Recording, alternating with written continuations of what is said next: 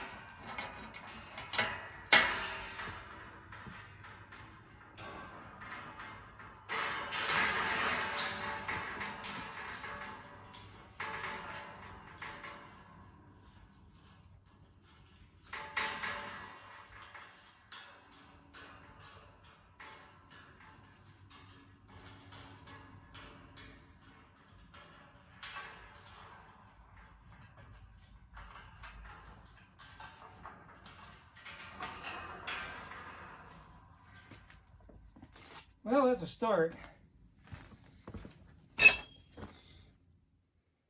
All right, we got the first panel clamped in place.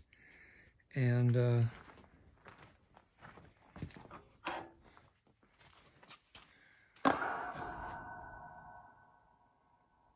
right where I want it. So the chief design engineer, her artistic brain constantly churns, so I just roll with it. I'll cut another piece to fill this small gap, but she's got some decorative elements in mind to go along with that, so I'm not worried about a seam there at all. The top overlaps the top of the structure by about 1 inch. And I'm going to leave that like that. I'm not going to go to all the extra work of cutting that off, because there will be a ceiling structure in this as this project progresses. I just realized you may not even be able to see the pattern in that panel because it's blending in with the background. Get you over here. Maybe this will help. Yeah, there you go. That's going to look cool. And of course, now what I would like to do, it all depends on if I can find used at a good price at a scrap yard or a steel yard. I would like to back this with a 3/4 mesh expanded metal. That will be the bird barrier. These panels I'm putting up right now are just the decorative skin. But if it looks like it's going to be cost prohibitive to do the expanded metal, then my other option is the woven wire fencing with this mesh pattern here. That'll keep the birds out, but still let the bees in for pollination. My only concern about using that stuff is it's zinc coated. And Nancy is after the rust patina look. So, yeah, we'll see how that goes. Anyway, first panel's up. Well, a quick check of the dust gauge here. And we got nothing in it. Well, this is taking shape quickly. And I'm liking the way it's turning out. I've got 2 panels up. They're just C-clamped in place right now. Then I've got to start drilling holes and doing some bolting. But I'm liking the way it's looking. I did go ahead and trim that panel. I actually trimmed it off the bottom, and it lines up a whole lot better with the other one. And the gap is consistent on each side of the upright posts. And now I'm just waiting for a command decision from the chief engineer on which panel design she wants above that doorway there. So that's coming along. Also, since I'm close to wrapping this end up, I've got that one raised container there emptied into here. I've moved the blocks. Sorry if I'm moving too fast, making you dizzy, because it's time to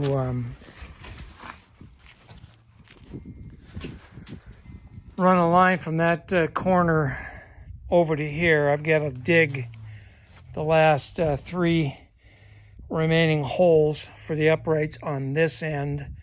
The 4th upright attaches to the block wall, just like that one did over there. And that's on a previous video, how I did that.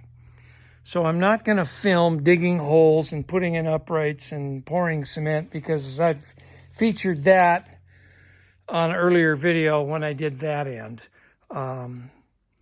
So when I bring you back for the next video, we should have these posts all in here and a couple of center posts also.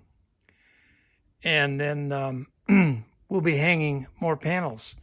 So thanks for joining us on this latest edition of the Garden Screenhouse project. And we'll see you on the next issue of this real soon. Thanks for watching, everybody. We'll talk to you soon.